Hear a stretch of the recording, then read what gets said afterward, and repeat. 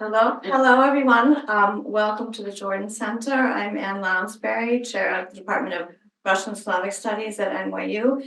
And we are absolutely thrilled and honored to have with us the artist Alevtina Kakhidze, whose work many of us have been following, especially since the full-scale invasion, but many of us even before. Kakhidze is a multidisciplinary artist working in performance, drawing, time-based media, curatorship, and beyond. Raised in Donetsk, she is now based outside of Kiev and has stayed in Ukraine since the full-scale invasion, and her work has responded to ongoing events. I could speak a long time about the many honors afforded to her and the places where her works have been exhibited, like the Tate Modern, the Museum of Contemporary Art in Antwerp, and others. But what I want to recognize above all is how grateful we are to have an artist from Ukraine who is responding so powerfully to the ongoing war with us here at NYU, and we may even have people joining us from Ukraine in the Zoom. So thank you very much for being here and welcome. Hi, everyone. Yeah, it's true, I just came from Ukraine and it took me 40 hours. It's not because I haven't had direct flight. I had direct flights in Russia, but just in Ukraine, we don't have flights. I had to get my plane from the border country, from Poland. And I have ambition to tell you the history of my country, Ukraine, through my artworks. And since I'm 51 years old, it means I have to do each 10 years for 10 minutes. Okay, and it means I have to not lose any minute. Let's start. So, at the left, actually the illustration of me, I made it when I was 10. Yes, and actually it's the illustration for the book, novel, All Flesh is Grass by Seaman, Clifford Seaman. Who read Clifford Seaman, who is an American writer? Raise their hand. No, okay. He was translated a lot in Soviet Union, and that was plenty of his books. And basically this one, All Flesh is Grass, Вся плоть трава in Russian, is my favorite. And let me tell me what it's about briefly. It's about human civilization. It's science fiction, it's clear, right? It's about human civilization in, I don't know, 2000, whatever. And human civilization met some enemy or danger to be eliminated, but they exchanged their existence for being in the world without wars. So they promised this new danger for them, never have war. I love this piece. From the time I was 10, I was collecting all these novels about being without war. Remember, it's Cold War time. And actually, when the whole-scale invasion of Russia to Ukraine took place, I made the drawing at the right, where I did draw myself like standing with Immanuel Kant saying, hey, guy, raise your perpetual peace, you know, the tractate about the peace in future. Like, look, it doesn't work. What is the hallucination in 21st century? Kiev was bombed 5 AM, and it was absolutely obvious from my staircases.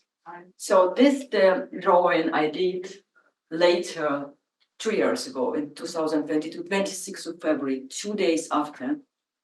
And basically this drawing was stolen by Pushkin House in London, and they put on defense.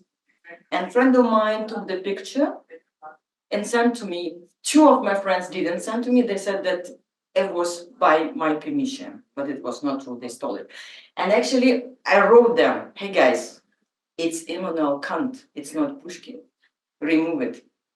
And today, we will discuss a lot about, there is some fault of all the things Russians actually do. Even I have an image where I created my way of measurements about the degree of fault of Russians. And here you can see, for instance, here is Sobchak. Here's, somebody can recognize who is this, is a Russian artist. And Shnurov, singer, you can recognize. Only the cat and the dog has zero. Zero the degree of fault. But it's very subjective, of course. Of course, I can't say that it's 100% true. And actually, I must tell that science fiction of American writers made me as an artist. I'm really, really believe in it. And next writer I really loved, not only Simak, but also Ursula Le Guin. Yes, look, who read this? Yes, only you, now. So it means I will also let you a bit briefly the story about this. Actually, this was the story about planet called Zima. I don't know how it's in English. Winter, probably. Winter, okay. And in this planet, there were creatures or beings who didn't know what would happen with them during the next year. They would be man or woman. So their sex identity could be changed. And then with 11 years old, I was thinking, interesting. And I love it. And I also have to tell you that the situation was pretty scary. And here is Parajanov, the director, amazing film director. And actually 1973, the year I was born. And in this time, he was sentenced being bisexual in Soviet Union. But I was reading Ursula Le Guin stories and had an idea a bit wider about the possibilities and the cases as she described in her science fiction. And actually, when I went to study in the Yanvanik in 2004, half of my group were gay. I was fine, being from Soviet Union, being not homophobic at all. So I should celebrate the American science fiction people because they really made me a lot of pleasure to be developed. And stupid KGB guys didn't understand that it was not actually the case to give the books from the US to read for Soviet Union people. And if you ask me what is my best reading now, unfortunately I have to tell that the favorite reading now is actually a new set of sanctions. So, thank you, yes. I don't have time for something else. So, but if you notice that the first decade of my 10 years was so much about really to understand another world, to be in, let's say, science fiction, read American writers, also Western writers. I really wanted to know more about this world, but I was in Soviet Union, and next project. That's my friend. Yes. You missed a bit, but then I will tell you. So, and actually, of course, I wanted to travel, and I really like to put you in the context what it was about. I got a friend from Australia, and he invited me to visit this country. He wrote me a lot of emails. No, I'm lying. Fax, not emails. Fax. I had to go to the post office to collect fax. Fax.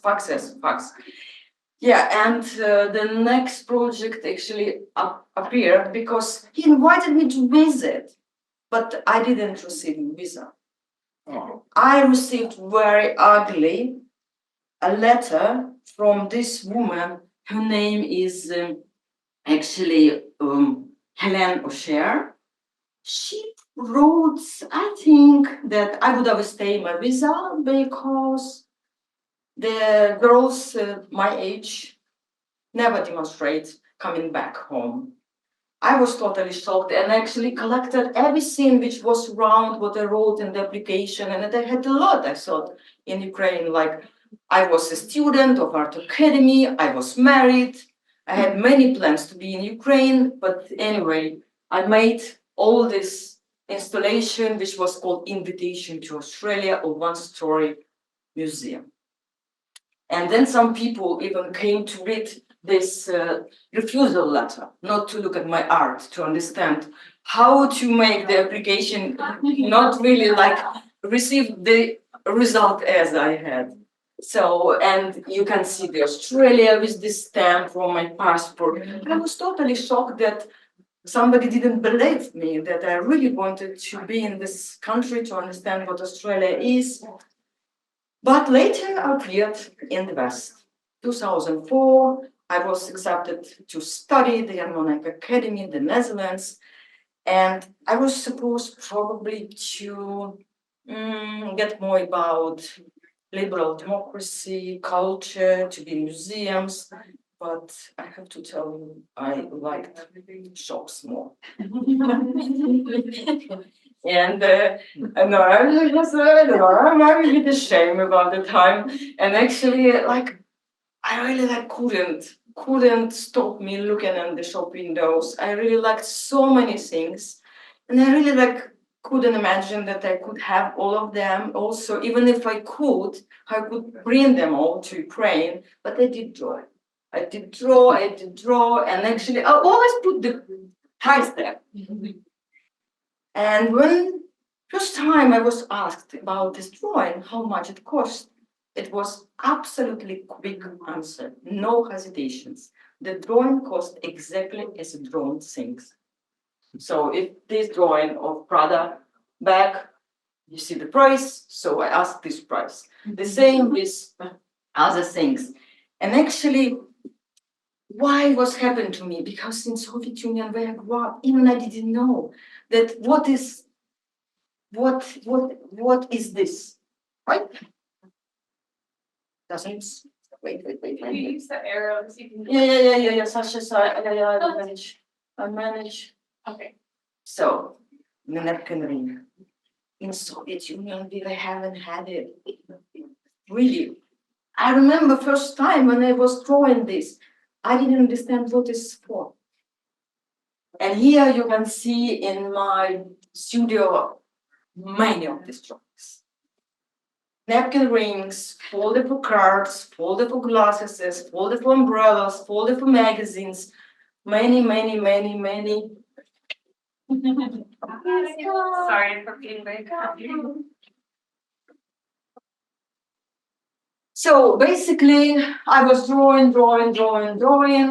I had 2 years to be in the Alevtina Academy, and then I understood one thing, that consumer design is developing, and it has this tension to be developed or evaluated.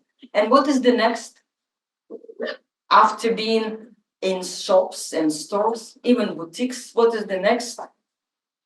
Revolution. No. Okay. It doesn't work. It's Move the mouse. Oh, okay. So repetition, we're in the academy. Don't worry. So, antique, the things which is unique, and there is the estimate price, and then the gallery. So here you see Jeff Koons, and then the Andy Warhol, you can recognize Elizabeth. So I started to draw all of this stuff.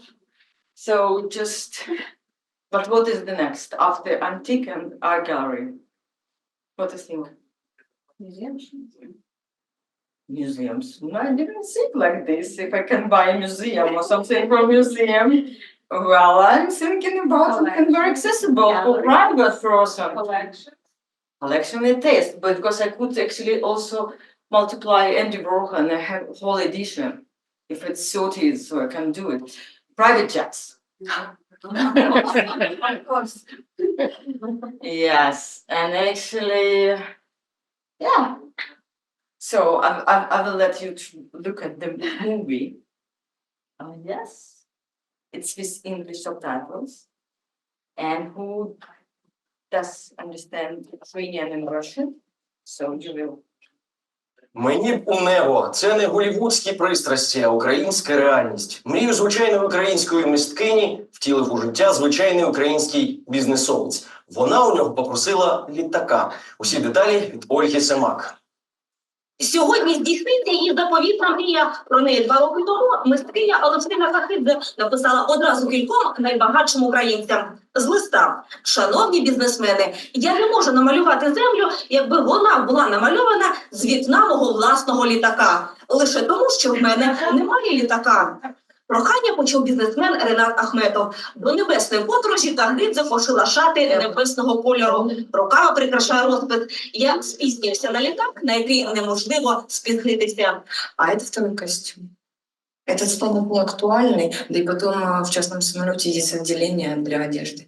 Її заміська садиба у селі Музичі. Господарка зранку вживається в образ. Її мета – відчути, як то бути у школі пасажира власного літака. Загалом не поспішає. Но если маршрутка придет не вовремя, электричку отменят или попутка не будет ловиться, я все равно улечу, я думаю. Самолет будет ждать меня. У неї в гаражі джип, а вона до литовища вирішила чергікати на перекладних. Мистецьку процесію проводжають прості музичани. Кажуть, тутешні краєвиди мистецтвові сприяють. Особенно там, я не художник сам. Ну, Кузьмине можно там чуть-чуть такое что-то. Ну, граунд там. есть. 1,5 кілометри пішака до центру села. Потім на маршрутці до перехрестя на Боярку. Без комфорту, але задешево. Добиться. Подорожню машину до вокзалу Kakhidze зловила відразу. Господарі джипа зізнаються і самі не розуміють, чого раптом вирішили підтримати цю голосувальницю. Не знаю, просто женщина конкретно так захотелось ее выбросить. Гладенький сценарій скінчився на станції Боярці. Електричка спізнювалася на 20 хвилин. Подорожня баба Галя повідомила, ніколи не літала літаком. Натомість неперевершено готує гриба парасолю. У кустрюльку кип'ятком залила, минут 15-20 постояло. Я тоді беру п'ю яйце, муку і яйце.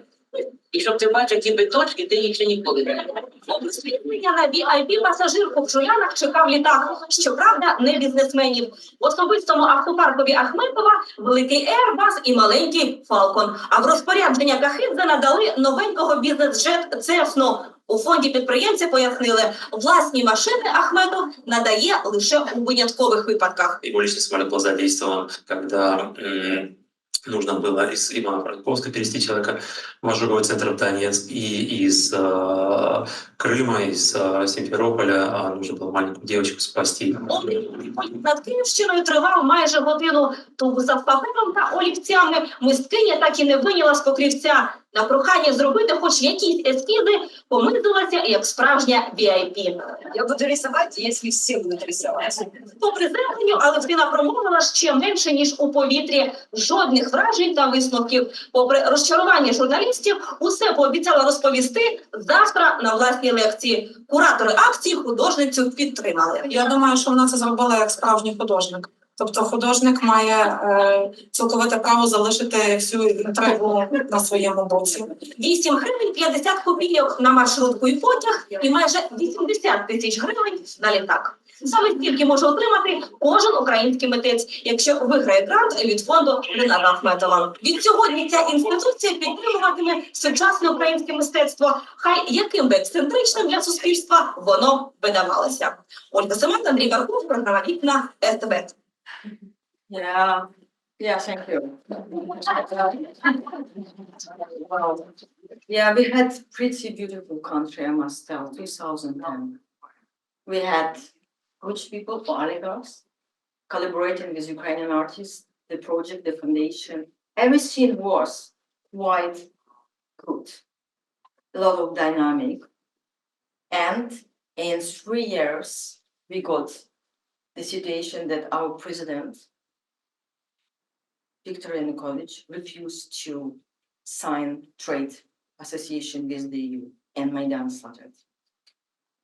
And actually, since that time, November 20, 2013, I was on Maidan. Not only me, many Ukrainian artists, maybe everyone, and Lisa also, who is between us.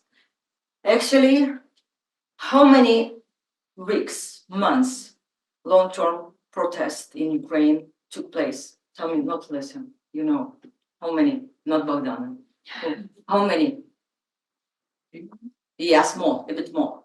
This is again when sometimes I hear that somebody say me that Russians can't protest. I know what is protest. It took us approximately 4 months and it was so hard. And actually, this drawing is actually January 2014. And this drawing is actually February 2014. I'm standing crying.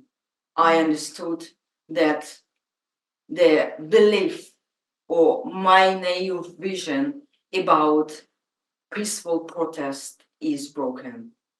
This actually dove of peace is frightened. It's not anymore on our planet, for me, for sure. And I'm crying. I'm standing and crying, seeing how Molotov cocktails are going and stones. Unfortunately, all the things as it is, I didn't throw stones, but some of my friends, artists, they did, and I understood they were right. Because sometimes if violence, which was from police, was not actually without pretty hard resilience, it could be more and more violence. So actually our protest got victory over. Yanukovych left the country. I was standing on the Maidan. It was 20th of February. Everything was broken. A lot of stones. I took few. I took few and put in my bag. Still now I'm showing them in art galleries. So it was in Berlin. People can go and take and try and imagine how heavy it could be. And if to talk about the result of our revolution of dignity, as we call Maidan, approximately 10 protesters were killed, 3,500 were wounded. Unfortunately, certain policemen also were killed, but they were killed in the last weeks of the long-term protest. And I know for sure everything about who did what, because after, till now, I'm drawing on the court sessions about the violence was going on from the policemen, from police, from government at the time against protesters. I can't show you everything, but I will show you a few. For instance, this is his history of Verbitsky Yuri, the first man who actually was killed by, we say, titushki. I will translate into English mimicry protesters, or let's say, naняті головорези, probably it would be thugs, yes? Hide thugs, yes. So yeah, you see what is it's drawn. So they took them in the forest and asked them, what Americans paid you for this protest? Yeah, for sure. And actually, here on the right, the court session, it's a prosecutor, judge, advocate, and the man with me, his surname, actually this guy, the mimicry protester, or as you said, Sank, and me, wife.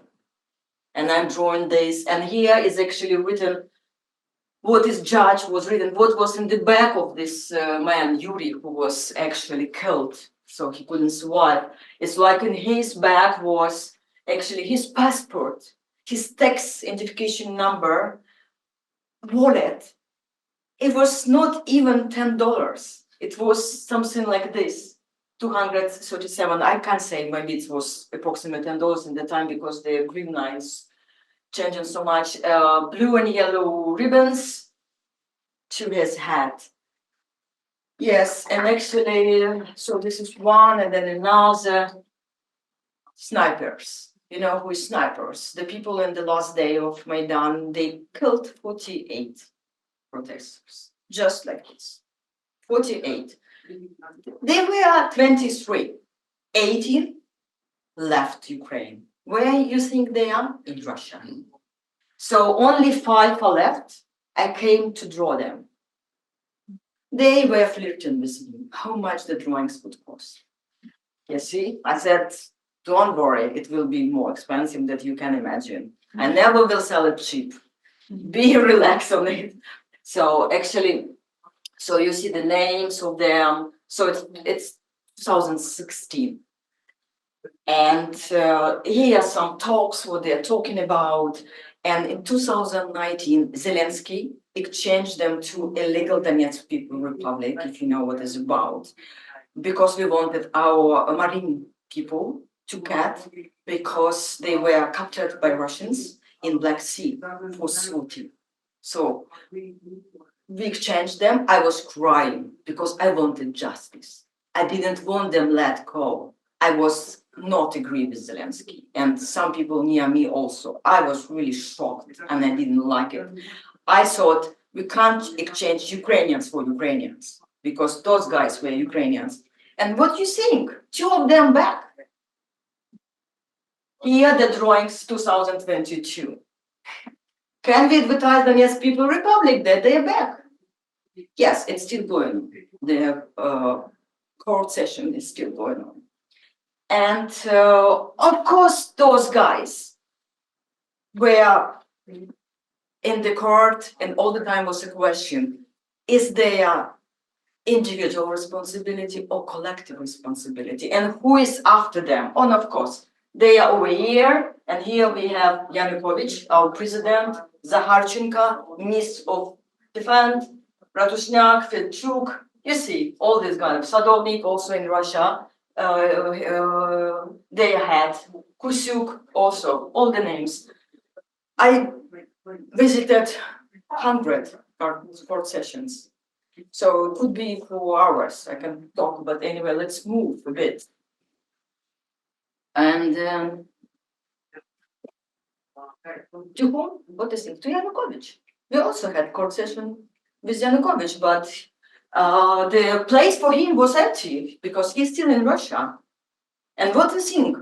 What he got and for what he was in court? You're so knowledge. So he was actually in the court because he asked Putin to give him arms and invited his actually, you know, how to say, army to help him to make Ukraine kind of not chaotic, as he said, and even registered this letter in the United Nations. And he was in the court session for high treason, Zazradu. He received 13 years.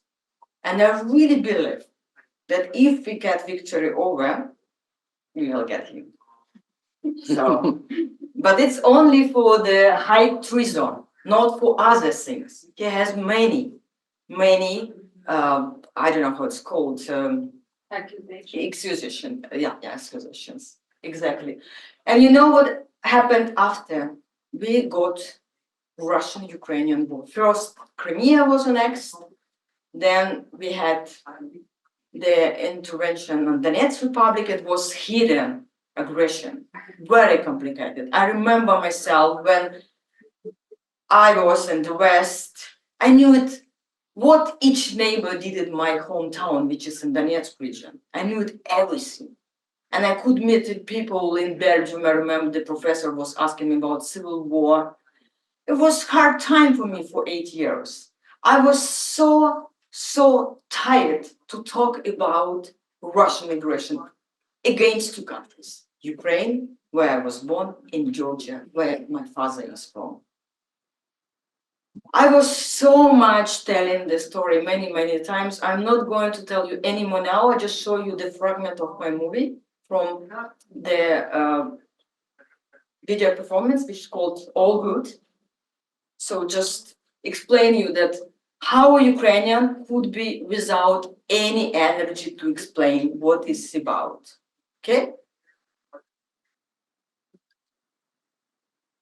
Росія спочатку на вас напала, Абхазія, а потім ще щось було, а потім ти помер, отут ти помер, потім вони ще раз напали. Who is dead? I'm talking to my dead father, and I'm talking to my dead mother. Now I will show it again. And actually, the thing is that Russia started wars against Georgia and Ukraine. My parents died, but the wars are still going on. So, and just wait, we will look at this, no worries. Ukrainians are very calm because we have aggression, we don't worry about Росія anything. спочатку на вас напала, Абхазія, а потім ще щось було, а потім ти помер, отут ти помер, потім вони ще раз напали, потім Крим, забрали, потім на Донбас, там де мама жила, за 10 країн подали. Ну, а потім ще вони повністю напали. От, повністю напали, отак. От стільки разів Росія нападала. Ти отут помер, а мама отут помер. Отут помер. Отак. Раз, два, три. Коротше, багато разів нападала. І от, зараз буває, зараз. Yeah, when I was very young, like 15 years old, I was going to my father in 1992, traveling from Sochi to Batumi, where my father is. So before us, the boat was shelled. It was the Abkhazia conflict. And then 2008, my dad died 2005. And now I'm going to talk about my mom, who died 2019. So she did live under occupation for 5 years. So this is 2014, actually my little place, Zhdanovka, which was occupied in April 2014 and then was liberated in August and became Ukrainian for 1.5 months, and then Minsk agreement and appeared to be under occupation again. My mom refused to leave, to move to my place or another place in the territory which was under control of Ukraine. So I was writing about her, what was happening around, but changed the name. So I invented her name. I wrote about her like strawberry and Andreevna, no name strawberry in Ukrainian culture or tradition. So I was just writing everything, what is happening around her, how the war at that time was. And my mom was pretty talented person, how she was also produced a lot of jokes, a lot of things. For instance, I remember that when she was sitting in a cellar and I was like phoning her and said, "Mom, from which side is shoot?" And she was saying, "Ada, you want me to go and look and check for you? From which side is shoot?" I didn't know. And I remember when I was in Germany, in front of the politicians, I said to them, never trust civilians. They can't say from which side is shoot because it's arms. So my mom was very true person. Sometimes we believe that somebody who's inside can know the thing. Sometimes it's not. And she was saying really true things, what actually made her pretty amazing person to write about. And one day she said, what those people, armed people affiliated with Russia can do to me, only to kill me. Nothing else they can do to me. But actually, basically, they killed her. How it happened? Because she was standing on the checkpoint for 11 hours in January. It was very cold and she died. So it was this drawing. So she just left the bus and actually died. And I can't say what happened because I received the call from the person from this undeclared Donetsk People Republic, and he just said, come take the body of the person I'm phoning from her number. So, and actually, this is the story when she left her phone for her friend told me 4 a.m. And then 9:25, the person phoned me But this is difference in time because it was Russian time and this is Ukrainian time. And I received the body and I was very lucky because I always thought about the problem, what could happen. And I had a lot of numbers and I was lucky that I got body, but not so many people can have it. And over here, the grave I did for her. So basically, it's a little maquette or a sketch for our house where I grew up and my mom lived. Since she didn't want to live, the house kept her. I decided to move her house to my village where I actually put her. I don't know, поховала. Yeah, exactly. So, and over here you can see the vertical marble things. It's the doors to the rooms. My room, my brother's room, my mom's room, her bedroom, and the living room. So it's like you can see the house from above, but it also the doors could show where the rooms. So actually, this is I did for her. And I remember that I phoned her every day during the first time, 5 years she was under occupation. And when she visited me, sometimes she really like wanted to explain me many things, what it's about. And I always understand that she explained me a lot, but she never could explain me what is arm shells, what is the sound, what was these things.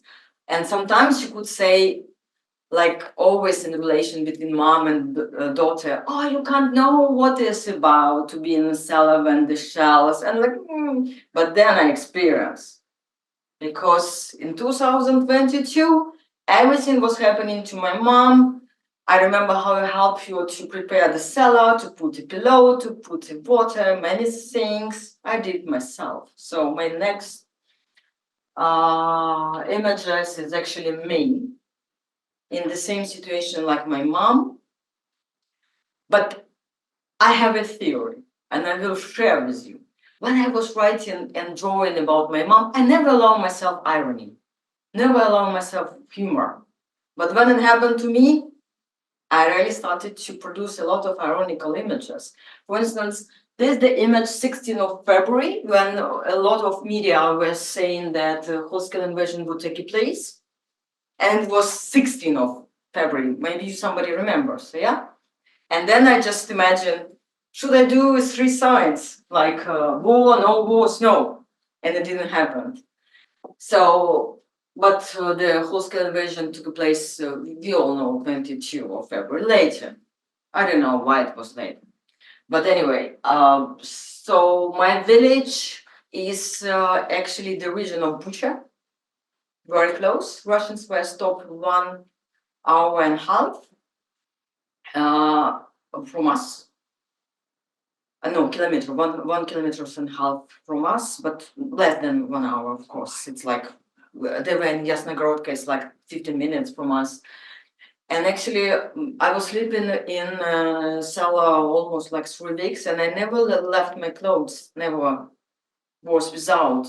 And then I just noticed that my skin started itching. And I said to myself, I don't care, I'm just going to have a bus. Whatever would happen to me, I would be in a bus. And I went having a bus, and then you see on the window, bah, so they start to shell. So I'm in the bus. And then I don't know what kind of TV I actually had on my phone, and it was in English, like Zelensky was written like, or said, urges Ukrainians to drive this evil out. So it's about Russians. And I said, like, dear president, give me it, I will clean it, since I was on the bus. First, it's brainwashed. So it was a lot of kind of very funny images I produced all the time. I really wanted to draw something which could give me, now I understand that I am very subjective. I didn't want to be a victim. Of course I was a victim because I could die. But anyway, like many images, somebody who followed me through the Instagrams you could see. And actually, it was time to think over what is this war about. When you have a lot of time, 40 days I didn't leave my house, even street, like a lot of time to think over. And it's really like, it was the productive time. And actually, my next image is about what I think about this war, Russian-Ukrainian war. I think it's imperialistic war, if it's not a secret to you. And actually, it's so much about a lot of politics, and it didn't happen 2 years, even not 10 years ago. It happened early. Why? I was thinking and remembered the story between the relation of my parents. Remember, my mom is Ukrainian, my father is Georgian. So I tell you that they met in Odessa. They tried to be together, didn't work. And now I always say, empire ruins relations, really. What happened? So actually, I'm drinking with my uncle in father's house, and I appeared there only after my grandma from father's side, my mom.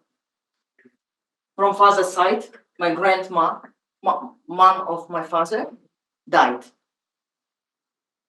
When my father married my mom, she said, I don't want to see these Russian kids. Georgian women. I didn't understand why.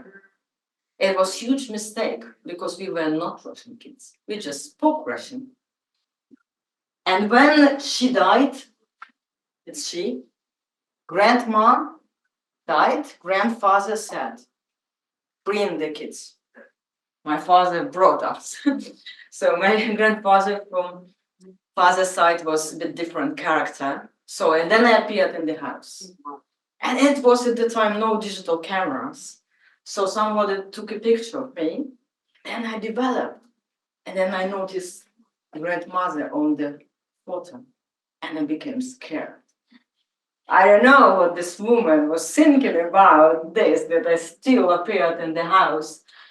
And actually, over here, another fragment of my video performance, we tried also to look at them back, where actually I'm explaining in video performance about this story. And I'm telling this in a rope factory where my mom went to work because she wanted to live near the Black Sea or near the sea.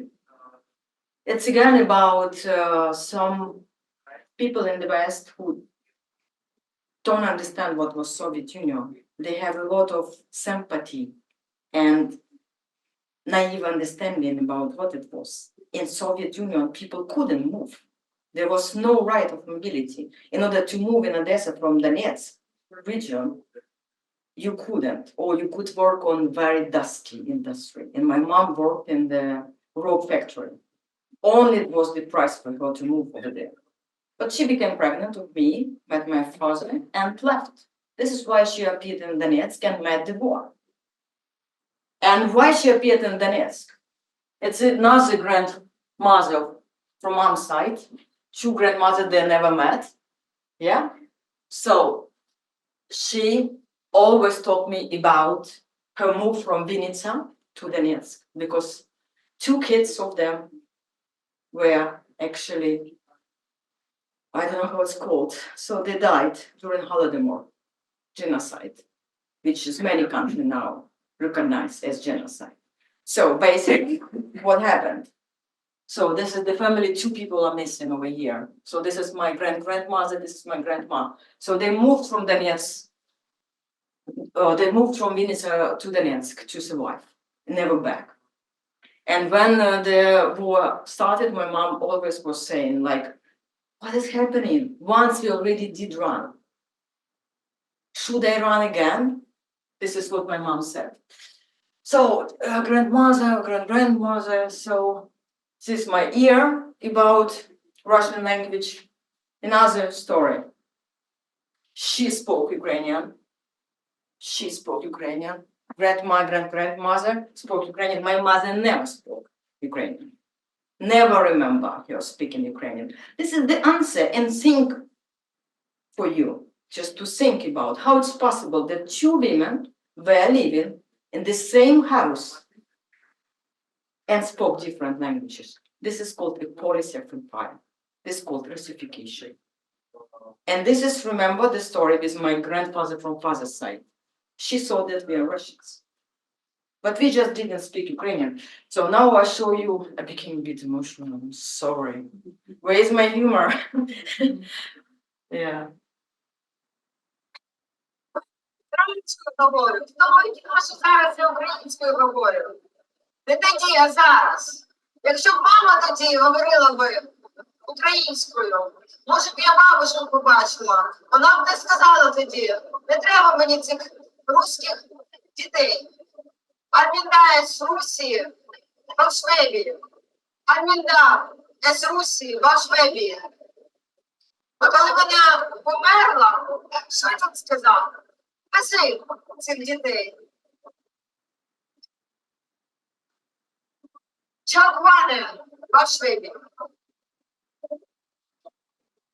І тоді я опинилася в будинку діда, і дядя каже, ну давай трошки вип'ємо. І ми п'ємо з кубків, а я відчуваю, хтось дивиться. А це бабушка, бабушка з портрета. Yeah, thank you. Yeah, the movie is 20 minutes. So actually just explain what is written over here. Like my ear, when I hear Russian with accent, my ear is fine. When it's pure Russian accent, then my ear is getting red. So, but I know that my native language is also Russian. This is the thing. But I survived, no problem. So, but next image, actually, about, like many people ask me about when this war is over, we are talking about, but I don't understand why people ask me, not Russians. Of course I answer, okay, I sent you a postcard. Yes, but should we ask this question Russians? Unfortunately, I think it doesn't work really. So why it doesn't work? Because the problem is, I will give you a few examples people I really do know, who actually never say that this Russian-Ukrainian war is the imperialistic war. They say it's Putin war. But Putin didn't exist when my grandmother from father's side didn't want to see her Russian kids, but not Russian, Ukrainian kids. So, Katerina Yogurt, when Nikita Kadan, a friend of mine, wrote that Babin Yar, the memorial, was bombed in Kiev, he wrote that Russia bombed Babin Yar today. Katerina Yogurt wrote, not Russia, Putin did. Victoria Lomaska published her comics in New Yorker. She couldn't do it herself. She invited a friend of her, Joe Sacco. You know this guy? He is very famous comics artist. No one now in Ukraine likes him because he produced the comics together with Victoria Lomaska, which is actually, I criticized a lot, and I don't agree that it's collective shame, it's collective blindness. And she writes that it's not the Russian-Ukrainian war or Russian invasion of Russia to Ukraine, it's Vladimir Putin invasion. So, Gross, Yeflex, he wrote about this war, he didn't even say word Ukraine. I don't know. With this attitude, it's so hard to get answer or even a dialogue. So, Yeah, that's the right.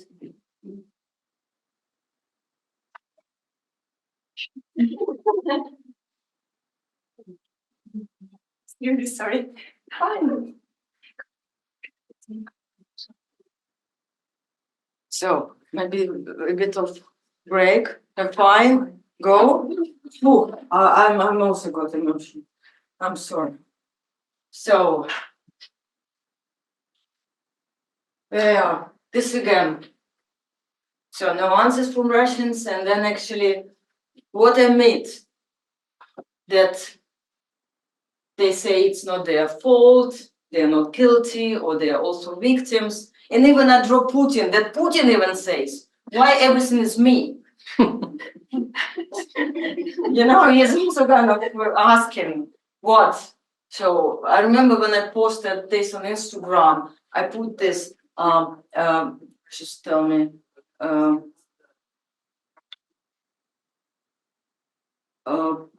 Putin didn't create Russians. Russians created Putin. Oh, many people, 500 comments in Instagram. I'm not right. Okay, I put this, Putin didn't create all Russians. Some Russians created Putin. So, okay, if you want this, I can manage, and then I can add. Not all Ukrainians killed. Some are left. So, but basically, if to talk about whole situation, me as a Ukrainian can say, forgive me, dogs, for these shellings. I can carry collective responsibility of all humans in front of them. I never say to my dogs, oh, it's Russians, it's Putin. My dogs are suffering so much in Kyiv region, and one is actually died in January 2023 because it's all the time, it's kind of crazy for them. So I don't know, just this image, it's also kind of, I see two types of crimes of Russians. One is war crime. When the Kyiv region was liberated, and the first thing I did, I went to cafeteria to get my coffee because I haven't had coffee. There were a lot of journalists over there. All my neighbors started, Alevtina, I should talk to the people who speak English. I said, okay. And then I noticed a huge table, and there was a lot of ammunition of killed Russians. Yes, I'm sorry, it's true. They were killed. The documents were taken by the special people, but all these bags, you know, I was over there, and I checked that on all bags were the names. I didn't notice name Putin. No. And actually, so another type of crime is victimhood of Russian intellectual. What they can do these things all the time, complaining that they're also victims. So I have one friend who is Russian. One, he has good behavior. She started to speak Ukrainian. He learned it. He actually said that he has sabbaticum. He should think over what is happening in this world. Never do some bombastic project. No, I created in this term sabbaticum. You know this word. We don't have it in our education process, but I like this word. So actually, just I was said, Alevtina, be careful with blaming Russians, because in the US people will not like you, but I try to be fair. Anyway, so, and then I also like to tell you a bit about what people in West Europe talk about the US. You don't mind? Some kind of, yeah, just splitting. How it will be in English? Okay, possibly, yeah. So I was in Berlin, my birthday. I invited friends. I was so really like having time with the people who came from Ukraine. And I talked to a curator over there. I explained what was experience for me being in Kyiv region 2022. Remember when Russians were around my village, when they shelled the electricity line and we didn't have actually electricity. It means no water, no flash, no toilet in a house, dig in the garden. And my dogs said, oh, eventually we're on the same level. So, and I was telling all this story to my friend in Berlin. And you know what she answered? The worst empire is the US. I was shocked. I thought, hey, I'm expert on Russia. I'm not expert on the US. And then I asked, what country US occupied? She said, Afghanistan, Iraq. I said, okay, great. I will talk to these people from this country. I will be glad to sit with people from Iraq, Afghanistan, another colonized nation, and discuss which empire is worse.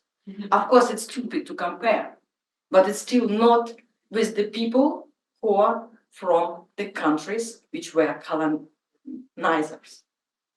This is not the issue. So, and actually this story, and this also you can read. And then again, this drawing I really like so much. Of course, if everything is fine with your independence of your country, you don't care to carry the flag, to look like a nationalistic person, because it's standing. You can be with the balloon, right? Only for the people who are from colonized communities or countries, you are standing with their flag. And I can't understand why so many people told me that Lotto, glory to Ukraine, is nationalistic. Yeah, I heard this in Sweden. I traveled a lot. So I like this image so much because yes, we are with the flag and some people with balloon. I also would like to be with balloon. So 1 minute left. So last kids. And I see my friends. Toma, this is a page for you. You're in the time. Actually, we have so many kids abroad, our refugee kids. And I always thinking that Teta z Ukrainy, aunt from Ukraine, has to come and work with them, because who can help them? Friend of mine, Katya Lisavenko, told me that her kids in Austria do draw tanks, and the teacher in the Austrian school said that it's not actually a good thing to do, and even never ask why her kids do this. So I really decided to do something with the kids from Ukraine who are living abroad, and they left Ukraine because of the war. And I created coloring book, which can help kids to really reflect what they felt. And actually, I produce on one page the back of freedom. They all know back of emergency back. We say валізка, ну да, валізка тривожна, да. So yes, yeah, exactly. And I just suggested them also to imagine bag for freedom, what to put in this bag. And a girl at the right, she draw granite, not to occupy, to protect her freedom, she told me. Another page. Що хто впливає на твою свободу? Who influence on your freedom? The answer of a girl in Amsterdam, 11 years old, brilliant answer. She wrote, law, she doesn't know. She does live in the Netherlands. Mother and Russians. This is brilliant answer. Yes, why she's in Amsterdam? Law, mother, and Russians. And this one is actually also a nice one page.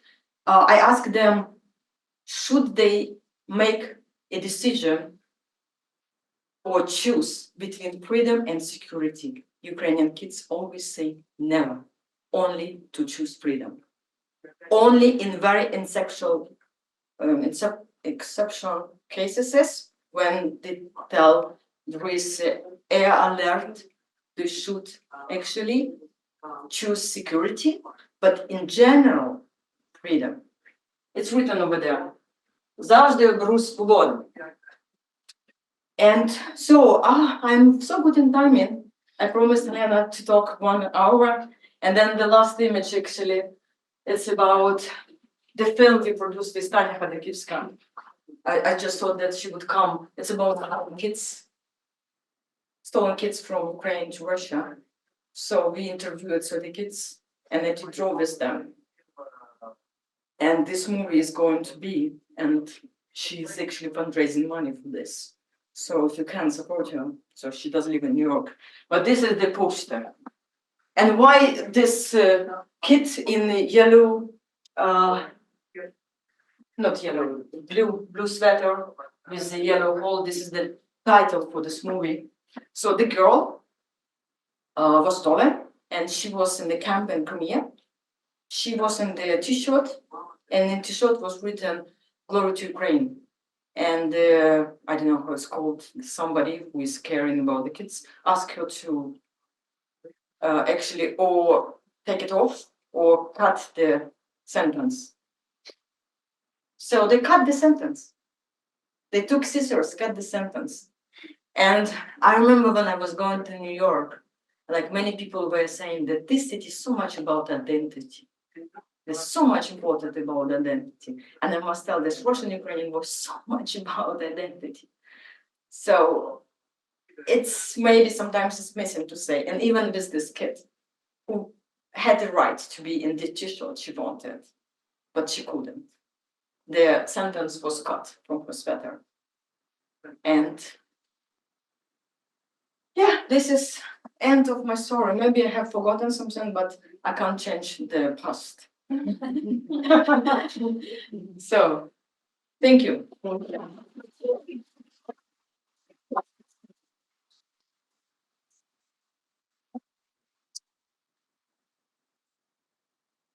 Say a few words. Thank you all for being here, and first and foremost to Alevtina, who took such a long trip here. Actually, from Ukraine, it's not easy to visit, and Alevtina came specifically to talk first in front of the students of my class, and then in front of this audience. And I'm immensely grateful, and this extremely personal insight into how art evolves together with the political situation, I think was extremely informative and touching at the same time. Yes. I don't know how you indeed maintain this level of engagement, emotional engagement, because all Ukrainians like I'm facing this question of being constantly worn out by the emotions. So when you are talking so much and you are like reliving these emotions all the time, how are you doing? I wonder. Yeah, but it's it's process. It's like to remember this project with my mom. I remember that sometimes I didn't want to phone him because my body understood this was hard. Yeah. And I must tell, sometimes when you're abroad, it's sometimes even more difficult because in Ukraine, everyone does understand you. But when you are abroad, people can ask, oh, maybe you can accept occupation, then you can keep some lives. And then it's like, oh my God, give me the wave to bombs. I like shellings. I like these Russian bombs. They are more truer. So it's process. But in general, I remember that recently we had an event in Kyiv. So the people from the UK came from the art market. And then they started to talk about how Ukrainians would be integrated in art market of the UK. And then one colleague creative one said, oh, no, you should integrate it to our place. Because that's the thing. It's also the biggest problem to me that somehow in the West, and also I don't know how it in the US, I'm not so often, there was this thought that the war is not present in our human civilization, but it's not true. If you go and Google on the world tracker, you will notice 25 armed conflicts in the planet. Really. Not 2 wars, not Russian-Ukrainian war and Israel-Palestinian war, not 2, more. 25. And actually, this is the situation we have on our planet. And it's again about this first page of my slide presentation. Remember the CIMAC story. So he was writing about how we can imagine the world without war. Maybe we cannot imagine. I always ask, by the way, very naive. I ask, who does believe that humans can be without wars? You see, who will raise their hand? This is the question. I don't know. It's like, or you should say yourself that this is how we are. We are monsters. We like to fight. But if you are not in the territory where the fight is, you like to observe. So we are absolutely crazy, I would say. So what I can say, it's process, and to be honest, I don't want that all these looks will be on Ukrainians like we experience something strange. So we are really like understand what is not we, but also other nations which are in the wars, what we are about, what our humans are about. So I'm sorry that I made you very sad. But I did answer. I mean, it was a very open question, so totally. I would be happy to take questions from the audience, but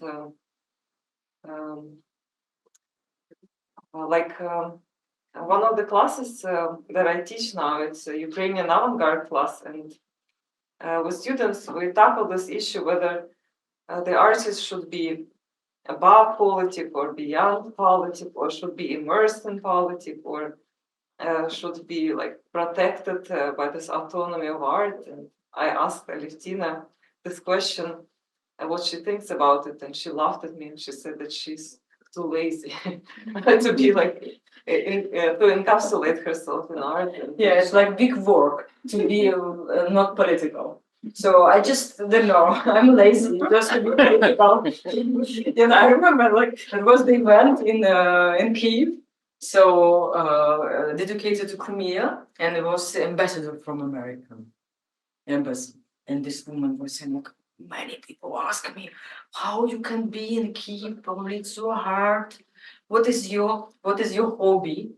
So it was the question to ambassador, and she's saying, my hobby is art.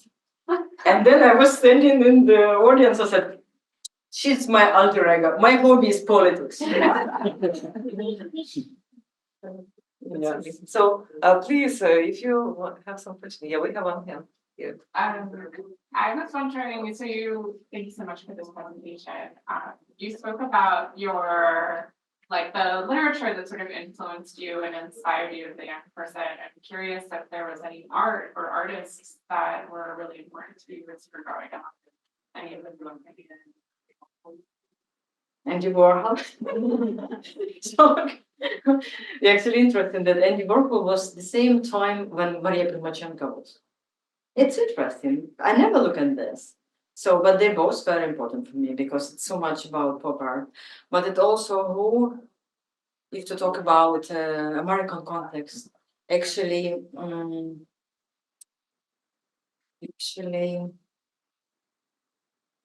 I don't know, Ukrainians lost memory. It's amazing. You can help me. Now she moved in Berlin, but she was born in the US. This woman who was, and she is black, but she made this piece that she dressed herself as a black man and stole wallet. What is her name? Oh my God, if you can help me. I will tell you later. So I actually bought very thick books of what she was doing, and I actually understood that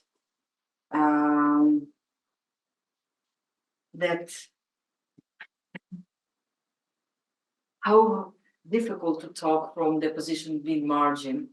What is your name? Who can have the idea about? Somebody in the chat says Adrian Piper. Yes, thank you. Yes, she, yes, she does live in Berlin. See, I don't know, we have this problem with memory. Yes, so maybe I would. You should have told the woman who made the nest. Then I would. Yeah, exactly. So she's beautiful. And I met her once in Sweden, and I just, she's such a strong, talking about what she experienced being in the US. I like her. And I like her website. It's written also about her cat. We have another question. It's so interesting what you actually say about you being interested in politics and the art these days. I mean, I guess depending where you look at art, I just came back from Asia, so it's very fresh in my mind. And I was at the Art Basel in Asia. There's no politics and no war. There were two large floors, like you could not tell that anything is going on in the world. It's all, like something conceptual, but it's not about like what's actually happening in the war. And I think you're drifting more from what I've seen, and especially your new project, to actual like be an active participant, right, in the world, because you're documenting the crimes, you're actually like taking steps to do something. So at what point, like, you are really not fitting into the world art process, quote unquote, you know, where do you see yourself as an artist, or are you more of a political, Yeah, I have some projects, actually sound project. I work with kids with sound. So not clear, I'm woman or man, Ukrainian or not Ukrainian. And also I work with plants. Also, you can have some escapism. And then of course you understand how we are different. And then should follow the example of plants because they are just amazing. They are the pacifists. If we go to plant, try to get a bit of plant, no plants fight with you or with cows. But they're invaders. Yeah, the invaders, but never killing once. Yeah, I'm this topic for 10 years. Never do like, oh, one moment. There are 80 species, which is aggressive, but how many species in general of plants? Who can tell me? You were yesterday on the lecture, 320 species, thousands, yes. And then only 80 species are aggressive. If it would be the same as the humans, if we have milliards and only like a bit of aggressive, we would be really like living like in Art Basel in China. Yeah. Any other questions, reactions? Any message to Ukraine? Yes, Well, this is kind of a question. Obviously, the material that you're responding to and dealing with is incredibly sad, as you're saying. It's sort of saturated in grief. But I also feel like there's a kind of joy to this work. But am I misreading it in that sense? There's something about it that seems there seems like an underlying sort of possibility of joy. Yeah, I think it's interesting that my father told that I got it from this grandfather. Yeah, from my Georgian side. So they were kind of, pretty like in all this humoristic mood, not my mom side. And my father was Tamada, I know who's Tamada, this table leader. Yeah. This Toastmaster, like I know, it's just some people actually sometimes can't allow themselves to make jokes, but I don't know. It's just character. It doesn't mean that it's a recipe for everyone.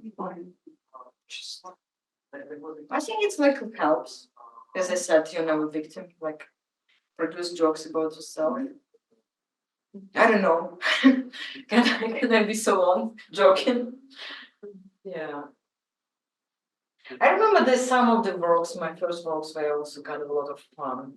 For instance, I had many works, so much about feminism. For instance, I remember my first feministic work, it was about that my husband eyes like Jana Samary's eyes. You know who is Jana Samary? This Auguste Renoir produced this woman. Just a woman, and I just decided that his eyes like she has. And that was interesting because when he went to the opening, everyone looked at him. Not at me. Because in general, like man is an artist. And there is a moves, this Jana Samary for Auguste Renoir. And then I switched the situation that everyone looked at me, not at me and him. So I think it was funny. Do you think there's a kind of power in that switch? A kind of, as you say, like refusing to be a victim and this expression of playfulness that still comes through in your work? It seems like a power move in a good way. Yeah, it's just like, I would say that when you're a woman, you're very kind of trying to be creative to get some power. Yeah, because like sometimes you can't get any other power or straight, but humor or irony, it's can give you that carried off with it. I think I'm really woman. But my father also was a lot of kind of, how to say, in this movie, you can see this movie in Malta by Anna now, I showed you some fragments, and in the end, actually, I'm trying to reconstruct his performance. My father was not an artist, he just did many funny things as this was. And of course, he was in Georgia, and as I already mentioned, Georgia lost wars to Russia, and then also they were also dependent on Russia. And what he did, he put Russian rubles on his shoes a lot, and left his house and went to neighbors. Like he has a lot of money in his house, and the money stick on his shoes. Yeah, and then he just did this, like saying that he's so rich, but he was not rich. But then in the movie, I put a bit of my personality to this performance, and it just did that. He took the one note, and if somebody lost something in the room, he burned this note in order to see how Kremlin is burning. And Kremlin is in the note. So I tried to also compete my father. Yeah, just interesting that we didn't spend so much of time, as I already told you the story. But anyway, it was his shoe. Next time I will tell about Stalin, because Stalin was actually the man from Georgia, and for my father it was so dramatic to accept that he was dictator. And he tried to tell me that I had not to trust any books written about Stalin. No, but when you grow up in the family, one side is saying one thing, another side, I mean mom's side, another things, you are a very smart kid. You believe in your own thoughts and ideas. Otherwise, you will have schizophrenia. This is also kind of about artists, that when you're in between two backgrounds and two contexts, like my family was. But sometimes they were actually in the same situation but couldn't talk. Like, for instance, my father couldn't explain her mom, and who couldn't explain his own mom that we were not Russians, we were Ukrainians, or they didn't talk between. But in this movie, I'm actually dancing Georgian dance, trying really like to give some mercy to my Georgian side, that I also like to say that I'm with you. And these two phrases as two sentences in Georgian, you think I speak Georgian? No. No, I just learned these two sentences. Playing that I could speak Georgian, but maybe know the few words, but not really. But I have many friends from Georgia now. And we try to really develop the understanding what Russia is for us, and what is the differences and what are the similarities, because we all were in the same, this pretty complicated context, which was Soviet Union, and before also the story behind, which is actually, I even can't say because I'm not a historian. I only can talk what I do know through the practice and through my own personal stories, not more. I'm not a historian. So we can continue conversation between each other, ask questions privately to Alevtina. Thank you for being here. Thank you so much.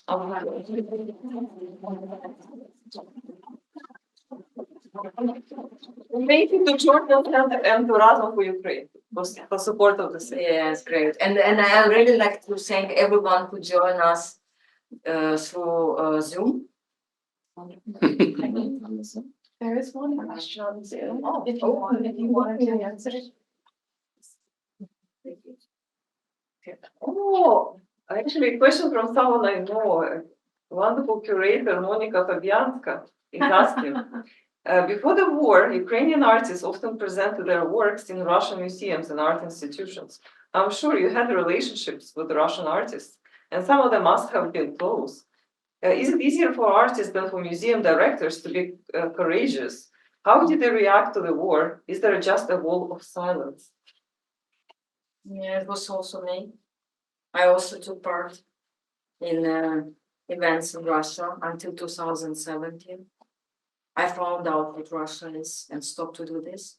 I had belief and was very naive. I tried to explain what was happening in Donetsk. I remember 2014, I took part in Manifesta. I was criticized by many members of Ukrainian communities. Of course, they probably were right, but I didn't understand. It was the time I never knew what Russia is. I was in St. Petersburg first time in 2014. Then it was many things. It was pretty hard. And I must tell, when you know people, like Katrina Georgach, actually she was a creator for me in Perm. I knew her personally. It's very hard. And then really like had the feeling or meet her. Even I don't know what I would feel if I will meet her. For us, it's for me, for sure, it's very hard. And actually, I received in the beginning of the war some invitations to do something together, and we refused because it's not possible for Ukrainians. You mean the war or full scale? No, but as I said, in 2015 I was in Moscow, took part in the biennial, and 2014 was Manifesta. 16 I also was in St. Petersburg, and 17 when I was appeared in the police department, I stopped to visit Russia. And I was working with Russian kids. I was talking about dreams with them, and they found this very dangerous. Yeah, it was this thing. We were with Romanian artists in St. Petersburg. Yeah. And somebody reported on you? Parents found out that Ukrainian girl or woman or artist giving them workshop, and the 2 police women came to my lesson. I noticed 2 women, they were absolutely unhappy. So, and yeah, so nothing happened, but I understood that this society is actually very problematic at the time, because I do teach to kids for 10 years in Ukraine. I never had problem with parents. A lot of trust. This is the biggest problem in Russia. Somehow happened that all the links between people are eliminated and no trust. The trust is most important thing. It's really a lot for communities and society, trust.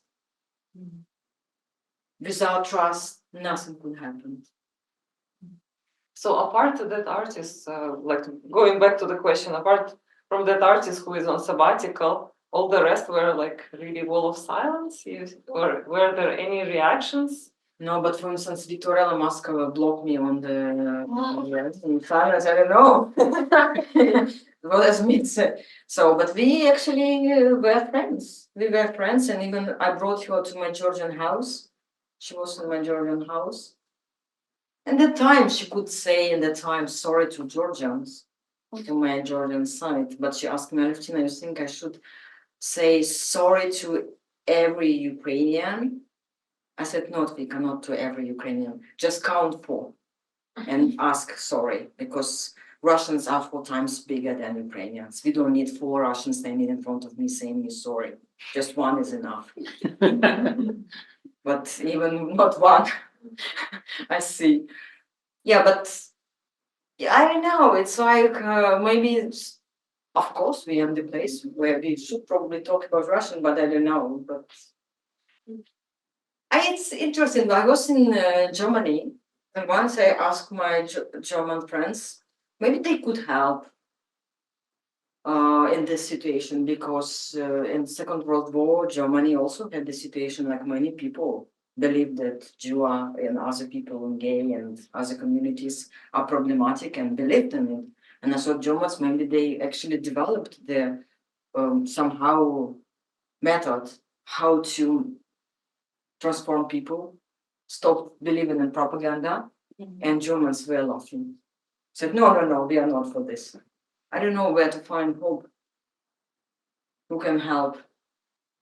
And I remember when I was working with Russian kids in St. Petersburg, when I appeared in the police, 2017, they found out that I'm Ukrainian.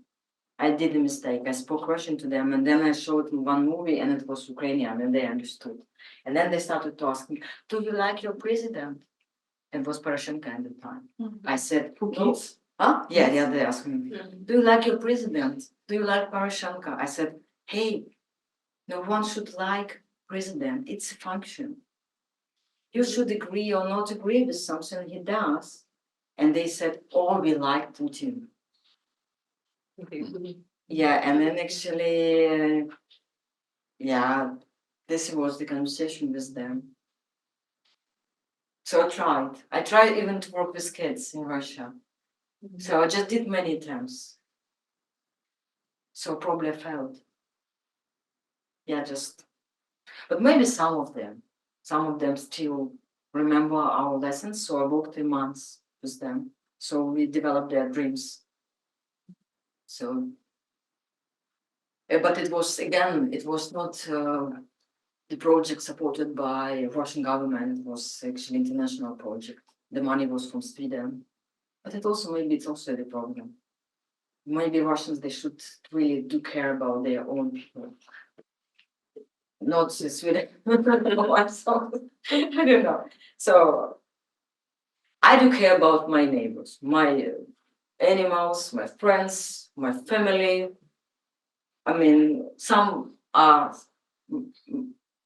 members of my family are still alive. My aunt, her house is destroyed in 2014 in January, by the way. So, but still I should care about her and her husband and her son. Yes, and this is what actually we have to work. And this also can be the method, like if you really do care about your own community and you know what is happening in your own community, it also can be a case. I would say sometimes when you're in Berlin, they do know what other communities should do, but maybe better to think about your own only. Yeah. Thank you.